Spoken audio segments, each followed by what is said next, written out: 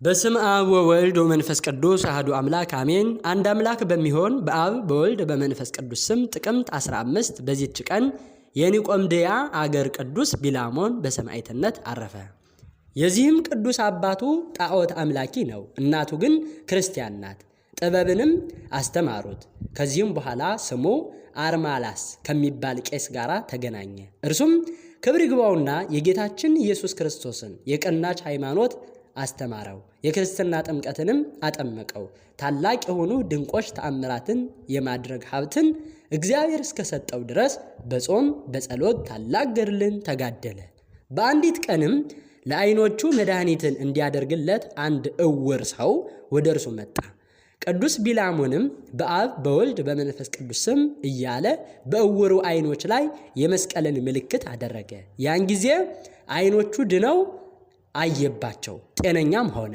ንጉሡም ዓይኖቹ የተገለጡለትን የዚያን እውር ዜና በሰማ ጊዜ ወደ እርሱ አስቀረበውና ዓይኖችህን ማን አዳነህ ብሎ ጠየቀው። እርሱም እንዲህ ብሎ መለሰለት፣ ቅዱስ ቢላሞን ፈወሰኝ። እርሱ እጁን በዓይኖች ላይ አድርጎ በስመ አብ ወወልድ ወመንፈስ ቅዱስ እያለ በመስቀል ምልክት አማተበብኝ።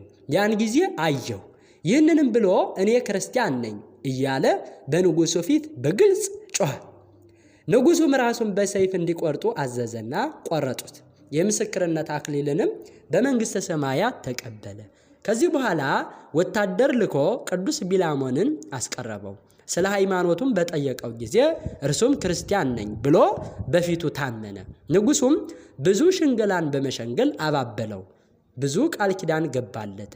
ባልሰማውም ጊዜ በእርሱ ላይ ተቆጥቶ ድምፁን ከፍ አድርጎ ካልሰማኸኝ እኔ ጽኑ ስቃይን አሰቃያለሁ ብሎ ቅዱስ ቢላሞንም እኔ ከስቃይ የተነሳ ፈርቼ ሃይማኖቴን ለውጬ ፈጣሪን አልክድም አለው።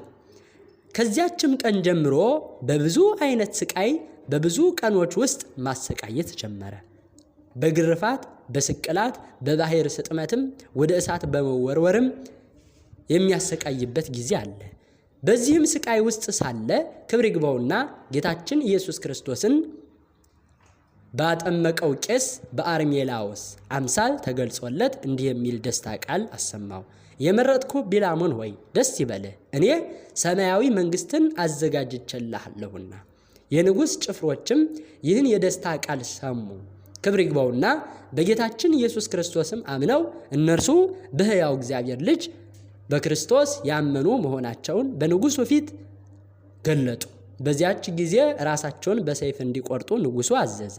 ቅዱስ ቢላሞንንም እንዲቆርጡ ታዘዘ። ከእሊህ ጭፍሮች ጋርም እንዲህ ገድሉን ፈጸመ። ቁጥራቸውም 158 ነው። የሰማዕትነት አክሊልንም በመንግሥተ ሰማያት ተቀበለ። ለእግዚአብሔር ምስጋና ይሁን። እኛንም በዚህ ሰማዕት ጸሎት ይማረን፣ በረከቱ ከእኛ ጋር ትኖር ለዘላለሙ አሜን።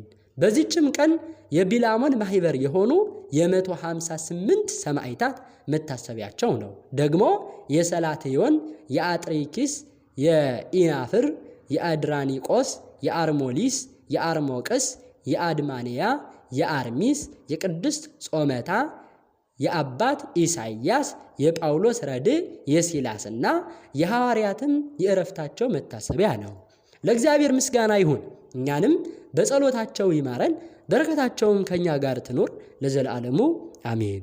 ጥቅምት 15 ቀን የሚከበሩ ዓመታዊ የቅዱሳን በዓላት 13ቱ ቅዱሳን ሐዋርያት፣ ቅዱስ ቢላሞን ሰማዕት፣ 158 ሰማዕታት የቅዱስ ቢላሞን ማህበር፣ ቅዱስ ሲላስ ሐዋርያ፣ ቅድስት ጾመታ።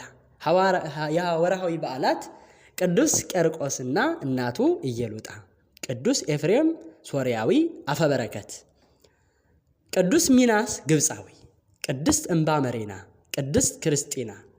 በዚያን ጊዜ ጴጥሮስ መልሶ እነሆ እኛ ሁሉን ትተን ተከተልንህ፣ እንኪያስ ምን እናገኝ ይሆን አለው።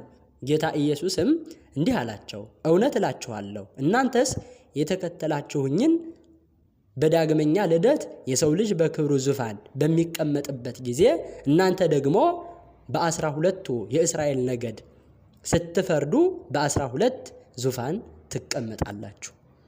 ዘአቅረብኩ ማይሌተ አዘኪሬ አይላፈ ምን ለተጸመርኩ ዘልፈ ለእላ ያነብብ ተወከፍ ዘንድቴ መጻፈ እንተረሰይከ እግዚኦ ጻድቀ መበለት ወኮፈ እምለ አብኡ ብኡላን ዘተርፈ ነቢያት ቅዱሳን ሰባኪያን ሰማዕታት ወጻድቃን ወመላእክት ትጉሃን ደናግል አዲ ወመነኮሳት ሄራን ባረኮ ባረኮ ጉባኤ ዛቲ መካን እስከ አረጋዊ ልሂቅ ወምንኡስ ሕፃን ለዘጻፎ በክርታስ ወለዛ ጻፎን ዘይደርስ ለዛ አንበቦ ወለዛ ተርጎሞ በልሳን ሐዲስ ወለዛ ሰምዐ ቃሎ በእዝነ መንፈስ በጸሎተ እሙ ማርያም አራቂተ ኩሉ እምባይስ ህቡረ ይምሃረነ ኢየሱስ ክርስቶስ አሜን። ይማረን።